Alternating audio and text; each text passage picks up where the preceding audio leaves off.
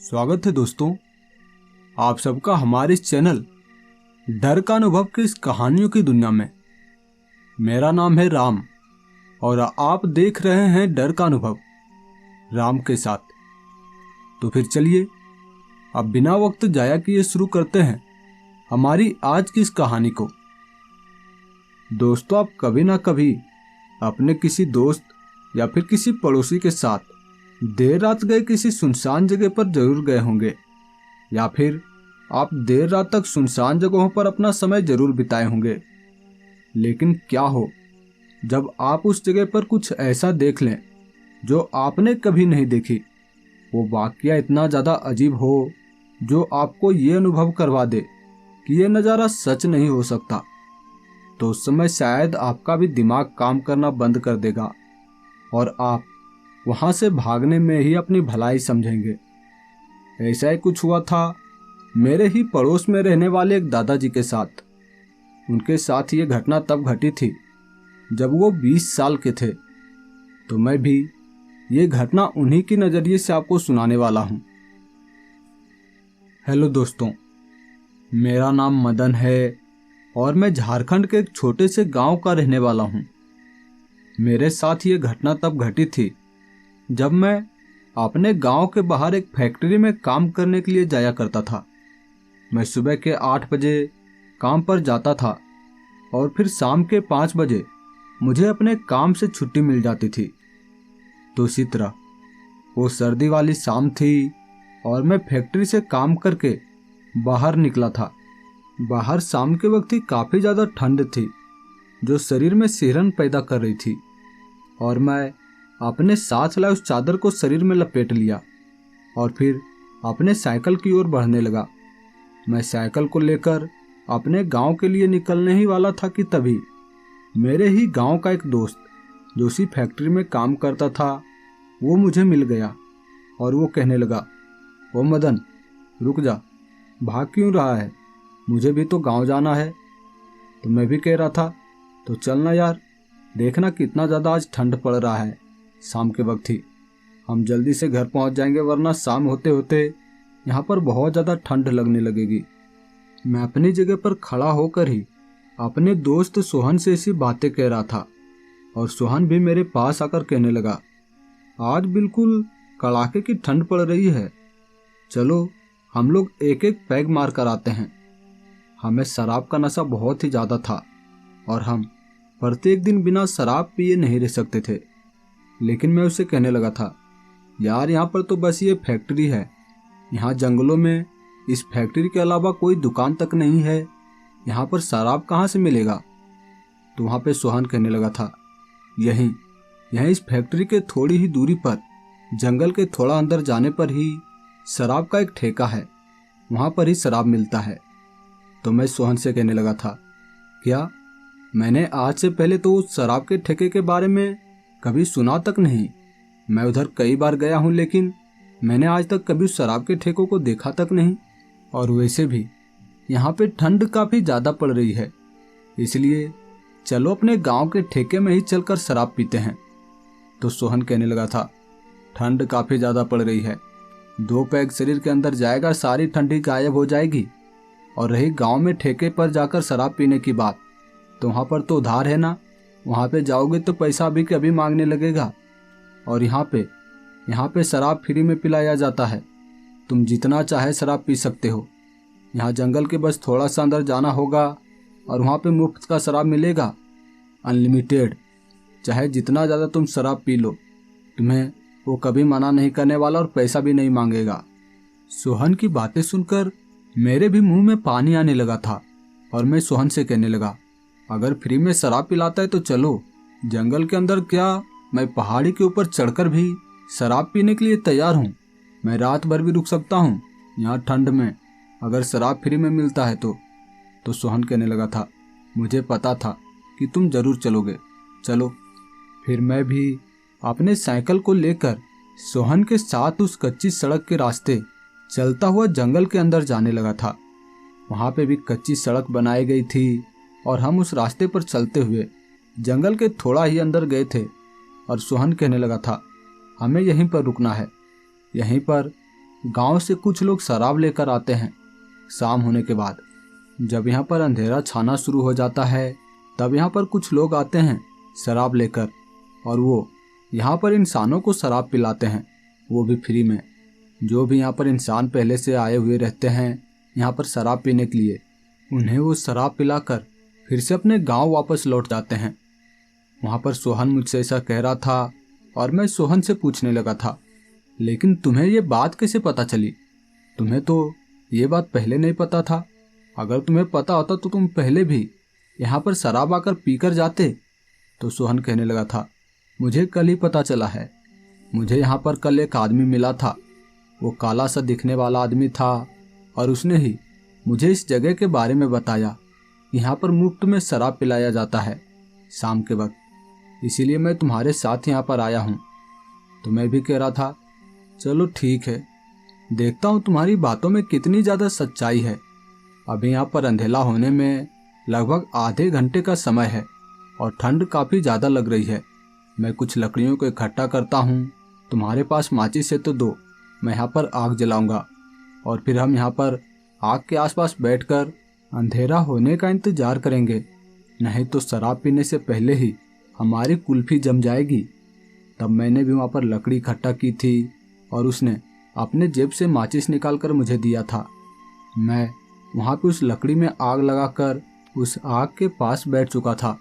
सोहन भी उस आग के पास आकर बैठ गया और हम दोनों आपस में गप्पे हाँक रहे थे कि तभी वहाँ जंगल के अंदर से कई सारे लोग चलते हुए आ रहे थे। वो काले से दिखने वाले लोग थे और उनके शरीर पर बस कपड़े की जगह एक छोटा सा टुकड़ा था और वो हमारी ओर चलता हुआ आ रहा था। वहाँ ऐसे कई सारे लोग थे जो कि जंगल के अलग अलग दिशाओं से चलकर यहीं पर हमारे पास ही आ रहे थे। तब वहाँ पर सोहन कहने लगा था, ये लोग शराब पीने के लिए ही यहाँ पर आ रहे हैं। कल ऐसे ही दिखने वाला एक आदमी था जिसने मुझे इस जगह के बारे में बताया। तब मैं भी उसकी बातों को मानकर मैं उस आदमी को ही देख रहा था जो जंगल की ओर से चलकर यहाँ मेरे पास आ रहा था। और तब वो मेरे काफ़ी नज़दीक आया था और मैं देख रहा था। वो देखने में ऐसा लग रहा था जैसे अभी अभी किसी कोयले के खदान से काम कर कर बाहर निकला हो। उसके शरीर में अभी भी राख लगी हुई थी और मैं सोचने लगा था, ये आदमी कहाँ पर काम करते होंगे और ये जंगल के अंदर ऐसे कौन से कोयले के खदान में काम करते हैं। यहाँ पर तो आसपास जहाँ तक मैं जानता हूँ कोई भी कोयला का खदान नहीं है। मैं उससे बातें करने लगा था, आइए भाई साहब, यहाँ आग के पास बैठिए। आपके शरीर में कोई भी कपड़ा नहीं है, बस छोटे छोटे कपड़े हैं और आपको भी तो ठंड लग रही होगी ना। आइए आग के पास बैठिए, आपकी ठंड गायब हो जाएगी।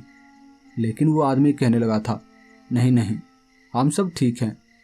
मैं एक अजीब चीज़ देख रहा था। वहाँ पर जितने भी लोग आए थे वो सभी लोग आग से दूर ही खड़ा थे। वो गोल घेरा बनाकर आग के पास तो खड़ा थे लेकिन आग से दूर थे। वो वहाँ पर आग की गर्मी तो लेना चाहते थे लेकिन जैसे आग के पास नहीं आना चाहते थे। मैं उनसे कई बार कहा था, आइए आग के पास आकर बैठिए, इतनी दूर से आपको आग की गर्मी नहीं मिल पाएगी, लेकिन वो बार बार मना कर देते। मैं उनसे पूछ रहा था, आप भी यहाँ पर शराब पीने के लिए आए हैं जो कि मुफ्त में मिलता है? तो वो कहने लगे थे, हाँ हाँ, क्या आप भी यहाँ पर शराब पीने आए हैं? तो मैं भी कहा था, हाँ शराब पीने तो आया हूँ। लेकिन वो लोग कहने लगे थे, आप दोनों यहाँ पर नए लगते हैं क्योंकि मैंने आज से पहले आप दोनों को यहाँ पर कभी नहीं देखा। तब मैं भी उनसे कहने लगा था, हाँ आज ये मेरा पहला दिन ही है, मैं पहली बार यहाँ पर शराब पीने के लिए आया हूँ अपने दोस्त के साथ। तब मैं इतना बोल ही रहा था कि तभी वहाँ पर दो व्यक्ति एक मिट्टी के बड़े से घड़े को पकड़े हुए वहाँ जंगल में आ रहा था। वो भी जंगल की ओर से ही चलता हुआ आ रहा था जिसमें शायद शराब था। और उसे देखकर वहाँ पे सभी लोग खुश हो चुके थे और मैं भी खुश था क्योंकि अभी तो अंधेरा छाना ही शुरू हुआ था कि यहाँ पर शराब लेकर गांव से वो दोनों व्यक्ति आ चुके थे और हम भी जल्द से जल्द शराब पीकर अपने घर वापस लौटना चाहते थे क्योंकि ठंड बढ़ती जा रही थी और हमें भी जल्द से जल्द साइकिल चलाकर अपने घर वापस जाना था। इसलिए मैं भी वहाँ उस घड़े के पास पहुँचा जहाँ पर घड़ा रखा गया था उसमें शराब भी था और वो दोनों व्यक्ति अपने एक बड़े से मग में उस शराब को भरकर सभी लोगों को एक एक गिलास में देने लगा था। सभी को वो शराब बांट रहा था, लेकिन हमारी तरफ उसकी ध्यान ही नहीं जा रही थी। उसने एक एक करके सभी इंसानों को शराब बांट दिया था और तब हम दोनों उसके पास पहुंचे थे। वहां पर उसने हमें गिलास थमाई और शराब जैसे ही मुझे देने लगे तब उसने कहा, तुम दोनों तो इंसान लगते हो, तुम दोनों इंसान हो और तुम दोनों यहाँ शराब पीने कैसे आ गए? तुम्हें नहीं पता कि यहाँ पे इंसानों को आना अलाउ नहीं है, यहाँ पर सिर्फ मुर्दे आते हैं। उसकी ये बातें सुनकर पहले तो मुझे लगा कि ये दोनों मुझसे मजाक कर रहे हैं, इन्हें शराब नहीं देना इसलिए मजाक कर रहे हैं। तब मैं उनसे कहने लगा, भाई साहब मैं पैसे दूंगा, मैं फ्री में आपके शराब नहीं पीऊँगा। लेकिन वो मुझ पर गुस्सा करने लगा था और वो कहने लगा था, यहाँ पर इंसान नहीं आते, ये मुर्दों का शराब का ठेका है। तुमने यहाँ पर आकर बहुत बड़ी गलती कर दी है और अब तुम दोनों यहाँ से बचकर जिंदा नहीं जा सकते। इतना वो बोला था और वहाँ पे सभी लोग, वहाँ पे जितने भी लोग थे वो उठ खड़ा हो गए थे और उसकी आंखें अब जैसे लाल लाल चमकना शुरू हो गई थी। वहाँ पर जितने भी लोग थे सभी की आंखें लाल लाल चमक रही थी और तब मैं समझ चुका था कि ये यकीनन इंसान नहीं हो सकते, क्योंकि इंसानों की आंखें ऐसे रात के वक्त लाल लाल नहीं चमकती। तब वहाँ पे वो दोनों व्यक्ति मुझे पकड़ चुके थे और जितने भी लोग थे शराब पी रहे लोग, वो कहने लगे थे, इंसान यहाँ आए हैं, इंसान यहाँ आए हैं, इंसान कैसे आ गए, इंसानों को किसने बताया इस जगह के बारे में? तब वहाँ पर वो दोनों व्यक्ति कहने लगे थे, कोई बात नहीं, ये दोनों आ तो गए हैं लेकिन जिंदा बचकर नहीं जाएंगे, मैं अभी इन दोनों का खून पी जाऊंगा। वहाँ पे वो दोनों व्यक्ति ऐसा कह रहे थे और हम दोनों बहुत ज़्यादा डर चुके थे। मैं उनसे माफ़ी मांग रहा था, मुझे जाने दीजिए, मुझे जाने दीजिए, मुझसे गलती हो गई, मुझे नहीं पता था कि यहाँ पर इंसानों के लिए ये शराब का ठेका नहीं है, मुझे लगा था यहाँ पे इंसान ही आते हैं शराब पीने के लिए, इसीलिए मैं भी चला आया। वहाँ पर मैं उनसे लगातार गिड़गिड़ाकर माफ़ी मांग रहा था, बहुत सारे बहाने बना रहा था ताकि मुझे ये लोग जाने दे, लेकिन वो कह रहे थे, अब मैं तुम्हें नहीं जाने दे सकता, अगर तुम यहाँ से बचकर गए तो तुम गांव में ये अफवाह फैला दोगे, ये बातें बता दोगे कि यहाँ पर मुर्दों का ठेका है जहाँ पर मुर्दों के लिए शराब पिलाया जाता है, मैं तुम्हें नहीं जाने दे सकता। वहाँ पर वो दोनों व्यक्ति मुझे पकड़े हुए थे, हम दोनों को, और उन दोनों व्यक्ति के अब शरीर जैसे बदलना शुरू हो गया था, उसके शरीर किसी बूढ़े के जैसा होता जा रहा था। उन दोनों व्यक्ति के हाथों को मैं देख रहा था, उन दोनों के हाथ जैसे अब उनके हाथों पर झुर्रियाँ आना शुरू हो गया था और उसके हाथ के नाखून अब बड़े बड़े हो रहे थे और देखते ही देखते उनकी चमड़ियाँ सफ़ेद पड़ चुकी थी। और उसके बाद मैं देखा था उसके वो दोनों दांत, वो जो बाहर की ओर दो दांत निकले थे जो कि लगभग 4 से 5 इंच के थे, और वो कहने लगा था, मैं ये दोनों दांत इसके कंठ में गड़ाऊंगा और फिर इसके सारे खून पी जाऊंगा। वो आपस में ऐसे बातें कर रहे थे और मैं समझ गया था अब हम दोनों नहीं बचने वाले, यकीनन ये दोनों मिलकर एक एक करके हम दोनों का खून पीने वाले हैं। वहाँ पर वो दोनों ऐसी बातें कर रहे थे, लेकिन तभी वहाँ पे वो जितने भी लोग शराब पी रहे थे वो कहने लगे थे, नहीं नहीं, छोड़ दीजिए इन दोनों व्यक्ति को, ये दोनों व्यक्ति अच्छे इंसान लगते हैं, ये किसी को भी नहीं बताएंगे इस जगह के बारे में।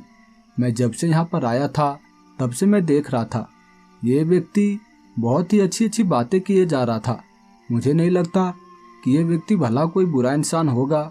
वहाँ पे जितने भी शराब पी रहे लोग थे सभी ऐसा ही उन दोनों व्यक्ति से कह रहे थे और मैं उन सभी लोगों को देख रहा था। उन लोगों की आंखें अभी भी लाल लाल चमक रही थी और मैं सोच रहा था कि ये यकीनन मुर्दे हैं, लेकिन ये मुझे बचा रहे हैं। और तब उनकी बातें सुनकर वो दोनों व्यक्ति जिसके दांत बहुत बड़े बड़े हो चुके थे और वो बूढ़े देखने में लग रहे थे, वो दोनों व्यक्ति अपना वो मुंह को अपने दांत को गड़ाने के लिए कभी मेरे कंधे के पास लाता और कभी फिर से ऊपर कर लेता। वो मेरे खून को कभी पीना चाहता था और कभी उसके इरादे बदल जाते। वो ऐसे ही वहाँ पर 4-5 बार किया था और फिर हम दोनों से कहने लगा था, मैं तुम दोनों को एक शर्त पर छोड़ूंगा कि तुम दोनों व्यक्ति गांव में किसी भी इंसान को ये बात नहीं बताओगे। ये बात गांव में फैलनी नहीं चाहिए कि यहाँ पे क्या होता है। इसकी जानकारी किसी को नहीं मिलनी चाहिए। और तुम दोनों को यहाँ पर कल हमारे लिए बकरा लाना होगा, एक बकरा। अगर तुम दोनों यहाँ पर बकरा कल नहीं लेकर आए तो तुम यकीन मानो, मैं तुम्हारे घर जाकर तुम्हारे खून पीऊँगा। वहाँ पे वो दोनों व्यक्ति ऐसा कह रहे थे और मैं समझ नहीं पा रहा था मैं क्या करूँ। मैं डर के मारे उसे कहने लगा, हाँ, मैं कल आपके लिए यहाँ पर बकरा लेकर आऊँगा, शाम के वक्त ही। मेरी ये बात सुनकर वो खुश हो गए थे और वो कहने लगे थे, लो शराब पियो। वो दोनों व्यक्ति ने हमें छोड़ दिया था और एक एक गिलास में शराब भरकर हमारी ओर देने लगा था, लेकिन मैं उन्हें साफ मना कर दिया था। मैं कह दिया था, मैं शराब नहीं पी सकता। मैं इतना ज़्यादा डरा हुआ था कि मेरी आवाज़ भी मेरे गले से बाहर नहीं निकल रही थी और मैं सोचने लगा था, मैं क्या करूं, कैसे बचूं इससे, क्या ये मुझे जाने देगा। मैं ये सोच रहा था और वो कहने लगा था, जाओ जाओ अपने घर वापस जाओ और तुम कल हमारे लिए बकरा लेकर आना यहाँ पर। अगर ऐसा नहीं किए तो मैंने तुमसे पहले ही बता दिया हूँ कि मैं क्या करूँगा। वो इतना बोला ही था कि मैं अपने साइकिल को लेकर अपने दोस्त सोहन को बिठाकर तेज साइकिल को भगाता हुआ उसी कच्ची सड़क के रास्ते अपनी घर की ओर भागा। वहाँ पे इतनी ज़्यादा गर्मी आ गई थी शरीर में कि मैं वहाँ सोहन से कहने लगा था, यार मैंने तुमसे पहले ही कहा था ना कि यहाँ पे ऐसी कोई शराब की ठेका नहीं, लेकिन तुम मेरी बातों को नहीं माना और मुझे भी यहाँ मौत के मुंह में ढकेल दिया था। कितनी मुश्किल से बचा हूँ तुम्हें पता है। तुमने कहा था कि शराब पीने से हमारे शरीर में गर्मी आ जाएगी, लेकिन डर के मारे हमारे शरीर में गर्मी आई है, ना कि शराब की वजह से। मैं वहाँ पर साइकिल चला रहा था और रास्ते में भी काफ़ी ज़्यादा डर, क्योंकि वहाँ पर लाइट नहीं थी और उसी कच्ची सड़क से साइकिल चलाता हुआ डरता हुआ किसी तरह अपना घर पहुँचा। वहाँ घर में हम लोग खाना तक नहीं खाए थे और सीधा चुपचाप डरते हुए अपने बेड पर सोने चले गए थे। नींद भी सही से नहीं हुई थी और अगली सुबह हम दोनों को जाना था वहाँ पर एक बकरे को लेकर। हम दोनों ने वहाँ अपने गांव में ही एक बकरे को खरीदा। गांव वाले पूछ रहे थे कि तुम बकरों का क्या करोगे। उससे हमने कह दिया था कि हमें बकरों को पालना है, बकरा पालना हमें बहुत अच्छा लगता है। उसके बाद हम दोनों बकरे को लेकर वहीं उस जंगल में पहुँचे थे शाम के वक्त, और वहाँ उसी जगह पर हम दोनों पहुँचे थे उस बकरे को लेकर। शाम हुई और शाम होने के बाद अंधेरा छाना शुरू हुआ। वहाँ पे वो दोनों व्यक्ति आज फिर घड़े में शराब को भरकर वहाँ पर आया था और उसे हम दोनों ने वो बकरा थमा दिया। वो दोनों व्यक्ति भी बकरे को देखकर बहुत ज़्यादा खुश था और मेरे सामने ही वो दोनों व्यक्ति ने अपने दांतों को बहुत बड़ा बड़ा करके उस बकरे के गले में गड़ा दिया था। उसके सारे खून पी गया था और वहाँ पे बकरा तड़प तड़प कर मरा था। और तब मुझे एहसास हुआ था कि यकीनन अगर मैं ये बकरा इसे नहीं देता तो मेरी भी जान ये इसी तरह लेता। उसके बाद वो दोनों कहने लगे थे, अब तुम शराब पी सकते हो। मुझे तुम दोनों पर यकीन है कि तुम दोनों किसी को भी ये बात नहीं बताओगे, इस जगह के बारे में किसी को नहीं बताओगे। और मैं कह रहा था, नहीं, अब मैं शराब पीना छोड़ चुका हूँ। मैं इतना ज़्यादा डरा था कि मैं फिर से भागा था अपने गांव की ओर और मैं अब शराब पीना तक छोड़ चुका हूँ। और इसी तरह मैं आज भी उस फैक्ट्री में काम करता हूँ, लेकिन कभी भी शाम के 5 बजे के बाद उस जंगल में नहीं रुकता। मैं हमेशा उस फैक्ट्री से बाहर निकलते ही अपने दोस्त सोहन को लेकर अपने गांव वापस लौट जाता हूं। लेकिन एक बात मुझे आज भी समझ में नहीं आई कि वो दोनों व्यक्ति जो शराब लेकर वहां जंगल में आते थे वो कौन थे। यकीनन वो कोई मुर्दे नहीं थे और ना कोई इंसान, तो क्या वो पिशाच थे? मैं इसका जवाब आपके ऊपर छोड़ता हूँ। आप अपना जवाब कमेंट में ज़रूर दें।